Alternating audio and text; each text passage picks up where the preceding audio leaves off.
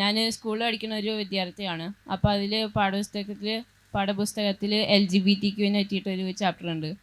അപ്പോൾ അതിനെ പറ്റി പഠിക്കുന്നതും ആ പരിപാടി ശരിയാണോ? ഒരു സ്കൂളിൽ പഠിക്കുന്ന വിദ്യാർത്ഥിയാണ്. പാഠപുസ്തകത്തിൽ ജെൻഡർ പൊളിറ്റിക്സ് LGBTQനെ പറ്റിയുള്ള പാഠഭാഗം പഠിക്കാനുണ്ട്. അത് ശരിയാണോ എന്നുള്ളതാണ്. നമ്മൾ ഓരോ ഈ കുട്ടിയുടെ രക്ഷിതാക്കളെ പോലെ മക്കളുള്ള കേരളത്തിലെ സ്കൂളുകളിൽ ഈ പാഠപുസ്തകം പഠിക്കുന്ന രക്ഷിതാക്കൾ ഓരോരുത്തരും സ്വയം ചോദിക്കേണ്ട ചോദ്യമാണ്, നമ്മുടെ മക്കളെ ഈ പഠിക്കുന്നതെല്ലാം ശരിയാണോ എന്നുള്ളത്. നമ്മൾ നോക്ക്, ഒരു കൃത്യമായ ഒരു അജണ്ട, ആ അജണ്ട നമ്മളെ നാട്ടിൽ നമ്മളുടെ മക്കളെ കൊണ്ട് നിർബന്ധമായി പഠിപ്പിക്കുകയാണ്. ഇത് ഇന്ത്യൻ എഡ്യൂക്കേഷൻ സിസ്റ്റം പ്രകാരം 10ാം ക്ലാസ് പരീക്ഷ പാസ്സാകണമെങ്കിൽ 10ാം ക്ലാസ് സർട്ടിഫിക്കറ്റ് കിട്ടണമെങ്കിൽ ഈ എക്സാം എഴുതണം. ഈ എക്സാം എഴുതണമെങ്കിൽ ഈ പാഠഭാഗം, സിലബസിലുള്ള ഈ പാഠഭാഗം പഠിക്കണം. അത് കേരളത്തിലെ മതവിശ്വാസികൾ മുഴുവൻ, ഇത്രയും ജനങ്ങളിൽ എത്രയോ മതവിശ്വാസികളുണ്ട്, അത്രയും മതവിശ്വാസികളുടെ വിശ്വാസത്തിനെതിരായ ഒരു സാധനവും നമ്മുടെ മക്കൾ നിർബന്ധമായി പഠിച്ച് പരീക്ഷ എഴുതണം. നമ്മുടെ വിശ്വാസത്തിനെതിരായ ഒരു സാധനം. മതേതര കേരളം, ജനാധിപത്യ കേരളം എന്നൊക്കെ പറയുന്ന നമ്മുടെ നാട്ടിലെ സർക്കാർ സംവിധാനത്തിലെ നികുതി ഉപയോഗിച്ച് പഠിപ്പിക്കുന്ന ഒരു സ്കൂളിലെ സിലബസിൻ്റെ അവസ്ഥയാണിത്. 1987 അന്നത്തെ സ്വവർഗരതിക്കാരുടെ ഒരു മാഗസിൻ ഉണ്ട്, ഗേ കമ്മ്യൂണിറ്റി ന്യൂസ്. അതിൽ ഫെബ്രുവരി 15 വന്ന ഒരു ലേഖനമുണ്ട്. മൈക്കിൾ സ്വിഫ്റ്റ് എന്നുള്ള ഒരു സ്വവർഗരതിക്കാരനായ കവി എഴുതിയ ഒരു ആർട്ടിക്കിളാണ്. അതിൻ്റെ title to a homoerotic order എന്നുള്ളതാണ്. സ്വവർഗരതിയിൽ അധിഷ്ഠിതമായ ലോകക്രമത്തിലേക്ക്. അദ്ദേഹം അതിലിങ്ങനെ വിശദീകരിക്കുകയാണ്, നിങ്ങളുടെ ആൺമക്കളെ ഞങ്ങൾ അവരുടെ സ്കൂളിൽ നിന്ന് പിടികൂടും, അവരുടെ കളിസ്ഥലങ്ങളിൽ നിന്ന്, അവരുടെ ജിംനേഷ്യങ്ങളിൽ നിന്ന്, അവരുടെ ടോയ്ലറ്റുകളിൽ നിന്ന്, സിനിമാ തിയേറ്ററുകളിൽ നിന്ന്, എവിടെയൊക്കെ നിങ്ങളുടെ ആൺകുട്ടികളുണ്ടോ അവിടെ വെച്ചൊക്കെ അവരെ ഞങ്ങൾ പിടികൂടും. നിങ്ങളിലെ സ്ത്രീകൾ നിങ്ങളുടെ പുരുഷന്മാരെ വേണ്ട എന്ന് പറയുന്നൊരു കാലം വരും. അവർക്ക് കൂടുതൽ സ്വാതന്ത്ര്യം വേണമെന്ന് പറയുന്നൊരു കാലം വരും. പുരുഷനുമായി രമിക്കുന്നതാണ് കൂടുതൽ സുഖമെന്ന് അവർ പ്രഖ്യാപിക്കുന്നൊരു കാലം വരും.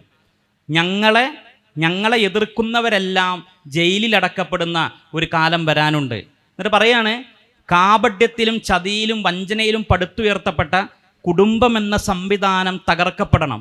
അങ്ങനെ നിങ്ങളെല്ലാവരും പ്രകമ്പനം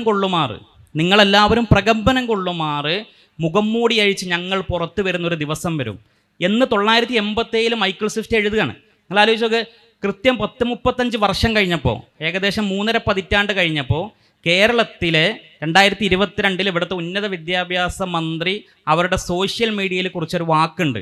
അതിങ്ങനെയായിരുന്നു, ഇവിടെ സ്വയം ഒരു പെൺകുട്ടി, ഒരു പെണ്ണായ ആള് ഞാൻ സ്വയം ആണാണ് എന്ന് ഐഡൻറ്റിഫൈ ചെയ്തുകൊണ്ട് രംഗത്ത് വരികയും ആ ആണായ പെണ്ണ് ഗർഭിണിയായ ഒരു കുഞ്ഞിനെ പ്രസവിക്കുകയും ചെയ്തപ്പോൾ കേരളത്തിന് ഉന്നത വിദ്യാഭ്യാസ മന്ത്രി സോഷ്യൽ മീഡിയയിൽ കുറിച്ചിട്ടത് ഇങ്ങനെയാണ്, ഈ കുഞ്ഞിൻ്റെ ജനനം നമുക്ക് പുതിയത് പഠിക്കാനും തിരിച്ചറിയാനും വെളിച്ചം നൽകുന്ന ഒന്നാണ്. കുടുംബമെന്ന പരമ്പരാഗത സംവിധാനത്തെ അതിനെ തകർത്ത് പുറത്ത് കടക്കാൻ ഇത് സഹായകമാകട്ടെ എന്ന് സോഷ്യൽ മീഡിയയിൽ ഒരു കുറിപ്പ് എഴുതുന്നു. അപ്പോൾ നോക്ക്, എത്രയോ ചർച്ചകൾ ചെയ്തിട്ടാണ്, നിങ്ങൾക്കറിയോ, ഏകദേശം 1 വർഷത്തോളം കേരളത്തിലെ PTA കമ്മിറ്റികളിൽ, സ്കൂളുകളിലെല്ലാം ചർച്ച ചെയ്ത് പുറത്ത് വന്നൊരു സംഗതിയാണ് ഈ LGBTQ എന്നുള്ള സംവിധാനം പാഠപുസ്തകത്തിൽ ഉൾപ്പെടുത്തുന്നോ വേണ്ടേ എന്നുള്ളത്. ഒരുപാട് പേര് എതിർപ്പറിയിച്ചു. എന്നിട്ടും നമ്മൾ അത് പുതിയ പാഠപുസ്തകങ്ങൾ പരിഷ്കരിച്ച് വന്നപ്പോൾ സോഷ്യൽ സയൻസിൽ 8ാം ക്ലാസ്സിൽ സോഷ്യൽ സയൻസിൽ അവസാന ചാപ്റ്ററിൽ ഇപ്പോൾ ഈ ജെൻഡർ പൊളിറ്റിക്സ് എന്നുള്ള പാഠഭാഗമുണ്ട്. കുടുംബജീവിതം തകർക്കുക എന്നുള്ളതാണ് ഇവരുടെ ലക്ഷ്യം. 10-35 കൊല്ലം മുമ്പ് സ്വവർഗരതിക്കാരുടെ കൂട്ടായ്മകൾ സ്വപ്നം കണ്ട സാധനം ഇന്ന് 3.5 പതിറ്റാണ്ടിന് ശേഷം നമ്മളുടെ വീടിൻ്റെ അകത്തേക്ക് കയറി വന്നത് അത് വളരെ യാദർശികം നമ്മൾ വിശ്വസിക്കുന്നുണ്ടോ? അങ്ങനെ വിശ്വസിക്കുന്നുണ്ടെങ്കിലാണ് നമ്മൾ മണ്ടന്മാർ. കൃത്യമായി പ്ലാൻ ചെയ്ത അജണ്ടകളുടെ അടിസ്ഥാനത്തിൽ നമ്മളുടെ കുടുംബത്തിലേക്ക് കയറി വരുന്ന ഇങ്ങനെയുള്ള സംവിധാനങ്ങളെ പ്രതിരോധിക്കാൻ, അത് നിയമപരമായി പ്രതിരോധിക്കാൻ കഴിയില്ലെങ്കിൽ ആശയപരമായി ധാർമ്മികമായി പ്രതിരോധിക്കാൻ നമ്മൾക്ക് കഴിയേണ്ടതുണ്ട്. ആ രൂപത്തിലാണ് ഈ ഉള്ള ലിബറൽ ചിന്താഗതിക്കാർ അവരുടെ ആശയങ്ങൾ നമ്മളെ കുടുംബത്തിലേക്ക് കടത്തി വരുന്നത് ഇത് കൃത്യമായി കുടുംബ സംവിധാനങ്ങളെ തകർക്കാനുള്ള ശ്രമമാണ്. ആ ശ്രമത്തിൽ നമ്മുടെ മക്കൾ നിർബന്ധപൂർവ്വം അത് പഠിക്കേണ്ട അവസ്ഥ വരുമ്പോഴും അവരെ കൃത്യമായി ബോധവൽക്കരിക്കേണ്ടത് രക്ഷിതാക്കൾ എന്ന നിലക്ക് നമ്മുടെ ബാധ്യതയാണെന്നാണ് ഈ വിഷയത്തിൽ പറയാനുള്ളത്. നമ്മൾ മനസ്സിലാക്കണം, ഈ പുതിയ സംവിധാനങ്ങൾ സോഷ്യൽ എഞ്ചിനീയറിംഗ് എന്ന് പറയുന്ന ഒരു സംവിധാനത്തിലൂടെ ഒരു രീതിയിലൂടെ നമ്മുടെ മക്കളിലേക്ക്, നമ്മുടെ കുടുംബങ്ങളിലേക്ക് കടത്തിവിടുന്ന ആശയത്തിൻ്റെ തീവ്രത എത്രത്തോളം വലുതാണെന്നുള്ളത്. ബിഗ് ബോസ് എന്ന് പറയുന്ന ഒരു ഷോ കാണുന്ന ഒരുപാട് ആളുകളോട് ഉണ്ടാവുന്നതാണ് മനസ്സിലാക്കുന്നത്. അറ്റ്ലീസ്റ്റ് ആ ഷോനെ പറ്റി ഒരു ധാരണകളുണ്ടാവും. ആ ഷോകളെ പോലത്തെ പല ഷോകളും, പല റിയാലിറ്റി ഷോകളും, പല വെബ് സീരീസുകളും, പല സിനിമകളും, പല കാർട്ടൂണുകളും, കുട്ടികൾക്ക് വേണ്ടി ഉണ്ടാക്കപ്പെട്ട പല കാർട്ടൂണുകൾ, അതിൽ GTA പോലത്തെ കുട്ടികൾക്കിടയിൽ വളരെ പോപ്പുലർ ആയിട്ടുള്ള ഗെയിം, അതേപോലെ തന്നെ ബാർബിയെ പോലെ കുട്ടികൾക്കിടയിൽ വളരെ പോപ്പുലർ ആയിട്ടുള്ള കാർട്ടൂണുകൾ, ടോയ്കൾ, ഇത്തരം സംവിധാനങ്ങളിലൂടെ, ഇത്തരം രീതികളിലൂടെ മുഴുവൻ ഈ LGBTQ എന്ന് പറയുന്ന ആശയത്തെ കുത്തി നിറക്കുന്ന ഒരുപാട് സംവിധാനങ്ങൾ കാണാൻ കഴിയും. അഥവാ കുട്ടികൾക്ക് എന്ത് ചെയ്യണം, വളരെ ചെറിയ പ്രായത്തിൽ ഇത് വളരെ നോർമലാണെന്ന് തോന്നണം. കുട്ടികൾക്ക് ആണും കല്യാണം കഴിക്കുന്നത് വളരെ നോർമലാണെന്ന് ഫീൽ ചെയ്യണം. കുട്ടികൾക്ക് പെണ്ണും കല്യാണം കഴിക്കുന്നത് വളരെ നോർമലാണെന്ന് ഫീൽ ചെയ്യണം. അത് ഫീൽ ചെയ്യാൻ വേണ്ടി എന്ത് ചെയ്യാണ്, കുട്ടികൾക്ക് സ്വാഭാവികമായ ബയോളജിയിൽ നിന്ന്, സ്വാഭാവികമായ ശാസ്ത്രത്തിൽ നിന്ന് ലഭിക്കൂല. അപ്പൊ എന്ത് ചെയ്യണം, അത് പ്രത്യേകം പഠിപ്പിച്ചെടുക്കണം. എങ്ങനെ പ്രത്യേകം പഠിപ്പിച്ചെടുക്കുക? കാർട്ടൂണുകളിൽ ഉൾപ്പെടുത്തുക. ബാർബി, നെറ്റ്ഫ്ലിക്സിന്റെ സീരീസുകൾ, അതേപോലെ തന്നെ മാർവൽ എന്ന് പറയുന്ന വളരെ പോപ്പുലർ ആയിട്ട് കുട്ടികൾക്കിടയിൽ കളിക്കുന്ന സീരീസിന്റെ അതിന്റെ കോമിക്കുകൾ അല്ലെങ്കിൽ അതിന്റെ കുട്ടികൾക്കുള്ള വേർഷനുകൾ, ഇതിൽ മുഴുവൻ LGBTQ വിഭാഗത്തിന് കുത്തി നിറക്കുക. അത് കാണുമ്പോൾ കുട്ടികൾക്ക് ഫീൽ ചെയ്യണം, ഞങ്ങൾക്ക് ഇഷ്ടപ്പെടുന്ന ബാർബിയിൽ, ഞങ്ങൾക്ക് ഇഷ്ടപ്പെടുന്ന GTA ക്യാരക്ടറിൽ, ഞങ്ങൾക്ക് ഇഷ്ടപ്പെടുന്ന മാർവലിലെ ഹീറോകളിൽ അവരിൽ ഗേകളുണ്ട്, അവരിൽ ലെസ്ബിയനുകളുണ്ട്, അവരിൽ ഇത്തരത്തിൽ ലൈംഗികമായ പല തരത്തിലുള്ള ആളുകളുണ്ട്. അപ്പൊ ഞങ്ങൾക്കും ഇത് പറ്റും. ബിഗ് ബോസ് എന്ന് പറയുന്ന ഷോയെ പറ്റി ഉദാഹരിക്കാനുള്ള കാരണം, ഈ അടുത്തൊരു റീൽ ഒരു അമ്മ അഭിമാനത്തോടു കൂടി പോസ്റ്റ് ചെയ്തിരുന്നു. ആ അമ്മയുടെ റീലുള്ളത് എങ്ങനെയാണ്, അമ്മയുടെ ഒരു 5-6 വയസ്സായിട്ടുള്ള കുട്ടി അമ്മയോട് ചോദിക്കണം, അമ്മേ ഈ ഗേളും കല്യാണം കഴിക്കോ? ഞാൻ അങ്ങനെ TV കണ്ടു. സാധാരണ രീതിയിൽ ഗേളും ബോയല്ലേ കല്യാണം കഴിക്കാം, ഗേളും കല്യാണം കഴിക്കുന്നത് TV കണ്ടു എന്ന് പറയണം. അപ്പൊ ആ മാതൃകായോഗിയായിട്ടുള്ള അമ്മ പറഞ്ഞു കൊടുക്കുകയാണ്, അതെ അങ്ങനെ കല്യാണം കഴിക്കുകയൊക്കെ വളരെ സ്വാഭാവികമാണ്, വളരെ സാധാരണമാണെന്ന് പറഞ്ഞു കൊടുക്കുകയാണ്. അപ്പൊ ആ കുട്ടി തിരിച്ചു ചോദിക്കാണ്, 6 വയസ്സുകാരനായിട്ടുള്ള കുട്ടി തിരിച്ചു ചോദിക്കാണ്, ഞാൻ അങ്ങനെയാണെങ്കിൽ വലുതായാൽ ഒരു ബോയിനെ കല്യാണം കഴിച്ചോട്ടെ എന്ന്. അമ്മ പറഞ്ഞു, എന്താ കല്യാണം കഴിച്ചോ? നമ്മൾ മനസ്സിലാക്കണം, ഏത് പ്രായത്തിൽ കുട്ടികളുടെ മനസ്സിൽ ഇത്തരം ചിന്തകൾ കയറുന്നു, ഇത്തരം ധാരണകൾ കയറുന്നു, അവിടെ മക്കളുടെ മനസ്സ് ഏത് പ്രായം മുതൽ സോഷ്യൽ എഞ്ചിനീയർഡ് ആവുന്നു എന്ന് നമ്മൾ ബോധ്യപ്പെടണം, നമുക്ക് മനസ്സിലാക്കാൻ സാധിക്കണം. അവിടെയാണ് വളരെ വ്യക്തമായിട്ടാണ് മനസ്സിലാക്കേണ്ടത്, വളരെ വ്യക്തമായ ഇടപെടലുകൾ വേണ്ടത്, വളരെ വ്യക്തമായ ബോധ്യപ്പെടുത്തലുകൾ വേണ്ടത്. ഇത്തരം അശാസ്ത്രീയമായ സംവിധാനങ്ങൾ എന്താണ്? സ്വവർഗലൈംഗികത പ്രശ്നം എന്താണ്? ജെൻഡർ ഐഡിയോളജി എന്ന് പറയുന്ന LGBTQ സ്പെക്ട്രം എന്ന് പറയുന്നതിലൂടെ കൊണ്ടുവരുന്ന ഒരു മഴവില്ല ആശയത്തിന്റെ പ്രശ്നം എന്താണ്? വിശാലമായി നമുക്ക് ചർച്ച ചെയ്യാം, ഒരു കുഴപ്പമില്ല. അതിന്റെ ഭാഗമായി ആ വിഭാഗം തന്നെ അനുഭവിക്കുന്ന പ്രയാസങ്ങൾ, സാമൂഹികമായി കുടുംബപരമായിട്ടുണ്ടാകുന്ന പ്രയാസങ്ങൾ, ജനസംഖ്യയുമായിട്ട് ബന്ധപ്പെട്ട പ്രയാസങ്ങൾ, സെക്ഷുവലി ട്രാൻസ്മിറ്റഡ് ഡിസീസ് അഥവാ ലൈംഗിക രോഗങ്ങൾ എന്ന് പറയുന്നിടത്തുള്ള പ്രയാസങ്ങൾ, അസ്തിത്വ പരിസ്ഥിതികൾ അനുഭവിക്കുന്ന മനുഷ്യന്മാർ, ഇങ്ങനെ എഴുതിയാലും ലിസ്റ്റ് ചെയ്താലും തീരാത്ത അത്രയും അനേകം പ്രയാസങ്ങൾ നമുക്ക് കാണാൻ കഴിയും. അതുമായി ബന്ധപ്പെട്ട് ചലഞ്ചുകൾ ഉണ്ടെങ്കിൽ ഇത് വളരെ ധാർമ്മികമായൊരു വിഷയമാണ്, വളരെ നല്ലൊരു സാധനമാണെന്ന് അഭിപ്രായമുള്ള ആൾക്കാരുണ്ടെങ്കിൽ വരാൻ ചോദിക്കാം, ഒരു കുഴപ്പമില്ല. ഇവിടെ പറഞ്ഞു വരുന്നത് കുട്ടികളുടെ മനസ്സിലേക്ക് ഇത് ശരിയായിക്കോട്ടെ തെറ്റായിക്കോട്ടെ, കുട്ടികളുടെ മനസ്സിലേക്ക് വളരെ ചെറിയ പ്രായത്തിൽ സ്വാഭാവികതയിൽ നിന്ന് കുട്ടികൾക്ക് വരാത്ത കാര്യം എന്ത് ചെയ്യുന്നു? കുട്ടികളിൽ അടിച്ചേൽപ്പിക്കുന്നു. അസ്വാഭാവികമായ ചിന്തകൾ കുട്ടികളെ അടിച്ചേൽപ്പിക്കുന്നു. അത് അവരുടെ സ്വാഭാവികമായിട്ടുള്ള ജീവിതത്തിലെ തീരുമാനങ്ങളെ, ജീവിതത്തിലെ പ്രവർത്തനങ്ങളെ വളരെ ഗൗരവകരമായിട്ട് ബാധിക്കുന്നു എന്നുള്ളതാണ്.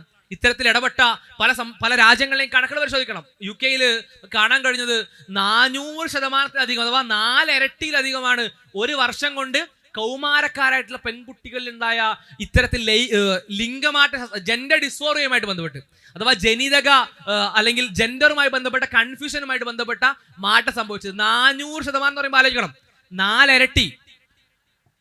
നമ്മൾ എത്രത്തോളം ഗൗരവമാണ് ഈ വിഷയം എന്ന് മനസ്സിലാക്കണം. അഥവാ റാപ്പിഡ് ഓൺസെറ്റ് ജെൻഡർ ഡിസ്ഫോറിയ എന്ന് പറയുന്ന ഒരു സംവിധാനത്തെ പറ്റി പറയുന്നുണ്ട് ഡോക്ടർ ലിസ ലിറ്റ്മാൻ. എന്താന്ന് വെച്ചാൽ പെട്ടെന്ന് ജെൻഡർ ഡിസ്ഫോറിയ ഉണ്ടാവും, പെട്ടെന്ന് ഞാൻ ആണല്ലേ പെണ്ണല്ലേ എന്നൊക്കെയുള്ള കൺഫ്യൂഷൻ കുട്ടികളിൽ ഉണ്ടാവുക. ആണുങ്ങളിൽ തോന്നുക ഞാൻ ആണല്ലേ ശരിക്കും, പെണ്ണുങ്ങളിൽ തോന്നുക പെൺകുട്ടികളിൽ തോന്നുക ഞാൻ പെണ്ണല്ലേ ശരിക്കും. അതിനുള്ള കാരണം ഇത്തരം സാമൂഹ്യ മാധ്യമങ്ങളും സംവിധാനങ്ങളുമാണ് എന്ന് കാണാൻ കഴിയും. ഗൗരവമായി ഇടപെടേണ്ടതാണ്. ഇത് മാത്രമല്ല, ഫെമിനിസം പോലത്തെ ആശയങ്ങൾ, ആ ആശയങ്ങൾ എങ്ങനെയാണ് നമ്മുടെ വീടകങ്ങളിലെ പെൺകുട്ടികളെ വളരെ മോശമായി ബാധിക്കുന്നത്, അവരുടെ ജീവിതത്തെ എത്ര പ്രയാസകരമായിട്ടാണ് അത് സ്വാധീനിക്കുന്നത് എന്ന് പരിശോധിച്ചാൽ സമൂഹത്തിൽ ഇത്തരം ആശയങ്ങൾ, ഇത്തരം ലിബറൽ ആശയങ്ങളുടെ സ്പെക്ട്രം ഉണ്ടാക്കുന്ന പ്രശ്നം കാണാൻ കഴിയും. അവിടെ പെൺകുട്ടികൾ തെറ്റിദ്ധരിപ്പിക്കുന്നു. അവർക്ക് ലഭിക്കേണ്ട മനോഹരമായ ജീവിതം, അവർക്ക് ലഭിക്കേണ്ട കുടുംബ ജീവിതം എന്ന് പറയുന്ന ഒരു മനുഷ്യന്റെ അടിസ്ഥാനപരമായിട്ട് ആവശ്യമുള്ള ഒരു സംവിധാനത്തിന് അവരെ അകറ്റുന്നു. നിങ്ങൾക്ക് അതിൽ സന്തോഷമില്ലെന്ന് അവരെ പരിചയപ്പെടുത്തുന്നു. സകല പഠനങ്ങളും പറയുന്നു അവിടെയാണ് ഒരു മനുഷ്യന് ഏറ്റവും കൂടുതൽ സന്തോഷമെന്ന്. അത് പറയുമ്പോൾ അതിന് മറുവാദമായിക്കൊണ്ട് ഇത്തരം വിദ്യാഭ്യാസ സംവിധാനങ്ങൾ, സോഷ്യൽ മീഡിയകൾ, സകല സോഷ്യൽ എഞ്ചിനീയറിംഗുകളും പറയുന്നു ആ കുടുംബത്തിൽ നിങ്ങൾക്ക് സന്തോഷമില്ല, സമാധാനമില്ല, വിവാഹം നിങ്ങളുടെ ജീവിതത്തിലെ സമാധാനത്തെ ഇല്ലാതാക്കുകയാണ്. നിങ്ങൾ എന്ത് ചെയ്യണം? നിങ്ങൾ ഇത്തരം കോർപ്പറേറ്റുകളുടെ അടിയിൽ അല്ലെങ്കിൽ ഇത്തരത്തിൽ ജീവിതത്തിന്റെ മറ്റു മേഖലകളിൽ ഇടപെട്ടുകൊണ്ട് തൊഴിൽ സമ്പാദിക്കുക അല്ലെങ്കിൽ നേട്ടങ്ങൾ നേടുക എന്നുള്ളതിലേക്ക് മാത്രം ഫോക്കസ് ചെയ്യണം. അത് മോശമാണെന്നല്ല, അത് ചെയ്യാൻ പാടില്ലെന്നല്ല, അത് ചെയ്യേണ്ട കാര്യമല്ല എന്നുമല്ല, അത് അപ്രധാനമാണ് എന്ന് പോലുമല്ല.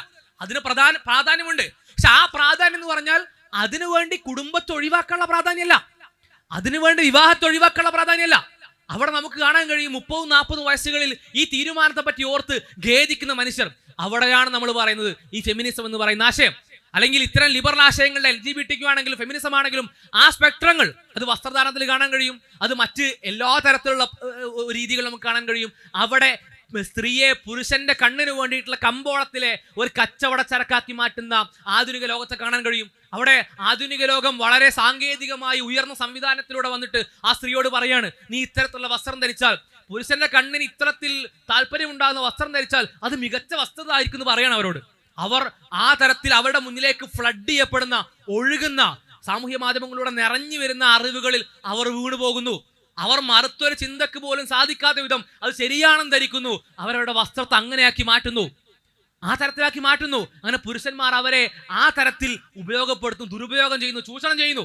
ഈ ആശയങ്ങൾ വസ്ത്രധാരണത്തിന്റെ വിഷയമാണെങ്കിലും വിവാഹത്തിന്റെ വിഷയമാണെങ്കിലും LGBTQ വിഷയമാണെങ്കിലും ഈ ലിബറൽ ധാരയിലുള്ള, ലിബറൽ സ്പെക്ട്രത്തിലുള്ള ഏതാശയങ്ങളും ഒരു മനുഷ്യനെ കൊണ്ടെത്തിക്കുന്നത് വളരെ പരിതാപകരമായ അവസ്ഥയിലേക്കാണ്. അത് കുട്ടികളിൽ, കുടുംബത്തിന്റെ അടിസ്ഥാനങ്ങളിൽ ഉണ്ടോ എന്ന് പരിശോധിക്കൽ മാതാപിതാക്കളുടെ ബാധ്യത തന്നെയാണ്. അല്ലെങ്കിൽ ഇത് നിറഞ്ഞു നിൽക്കുന്ന ഈ സോഷ്യൽ എഞ്ചിനീയറിംഗ് നിറഞ്ഞു നിൽക്കുന്ന ഈ സംവിധാനത്തിൽ നിന്ന് തങ്ങളെയും തങ്ങളുടെ കുടുംബത്തെയും രക്ഷിക്കേണ്ട ബാധ്യത മുതിർന്ന ഈ വിഷയത്തിൽ ബോധ്യമുള്ള ആളുകൾക്കാണ് എന്ന് ഒരിക്കൽ കൂടി ഓർമ്മിപ്പിക്കുകയാണ്.